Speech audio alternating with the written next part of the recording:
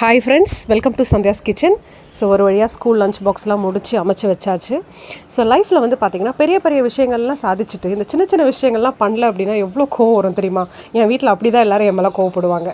So இந்த விஷயம்லாம் பண்ணிடுறேன், ஆனால் ஏன் இதெல்லாம் பண்ண மாட்டேங்கிற? ஒரு ஹாஸ்பிட்டலுக்கு தனியாக போக மாட்டேன், ஒரு பிளட் டெஸ்ட் எடுக்கணும் அப்படின்னா போக மாட்டேன், ஒரு ஸ்விக்கியில் வந்து ஆர்டர் பண்ணணும், ஃபுட் ஆர்டர் பண்ணணும் அப்படின்னா பண்ண மாட்டேன், ஒரு ரோடை க்ராஸ் பண்ணணும் அப்படின்னா பண்ண மாட்டேன், அதுக்கு ஒரு ஆள் தேடிட்டு இருப்பேன். ஸோ அதே போல் வந்து பார்த்திங்கன்னா இந்த ரோல் வந்து பார்த்திங்கன்னா நேற்று அது ரொம்ப சிம்பிளான விஷயந்தான். லாஸ்ட் வீடியோவில் ரோல் மடிச்சிருந்தேன்.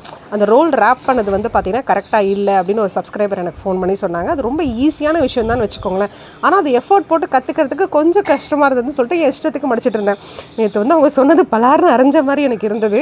நீ போயிட்டு ஒரு யூடியூப் வீடியோ பாரு, அழகான ரோல் பண்ணுற, அந்த ரோலை ஏன் இப்படி மடித்து கொடுக்குற, அதை அழகாக மடித்து கொடுக்கலாமே அப்படின்னு சொல்லிட்டு அவங்க எனக்கு ஃபோன்லேயே எக்ஸ்பிளைன் பண்ணாங்க. அது மட்டும் இல்லாமல் நானும் இப்போ யூடியூப்பில் பார்த்து இன்றைக்கி வந்து ரோல் அதுக்கேற்ற மாதிரி மடித்து அழகாக அமிச்சேன். ஸோ இன்றைக்கி ரோல் வந்து பார்க்குறதுக்கே ரொம்ப அழகாக இருந்தது.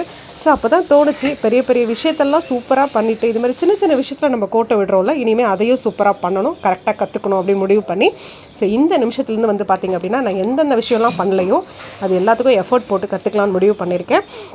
ஸோ நீங்களும் என்ன மாதிரி தான் அப்படின்னா ப்ளீஸ் இதுக்கப்புறம் வந்து பார்த்திங்கன்னா அது மாதிரி சின்ன சின்ன விஷயங்கள்லாம் சார் பரவாயில்ல, நம்ம எப்படி மற்ற விஷயங்களுக்கு வந்து இம்பார்ட்டன்ஸ் கொடுப்போமோ அதே போல் இந்த விஷயத்துக்கும் இம்பார்ட்டன்ஸ் கொடுக்கலாம்.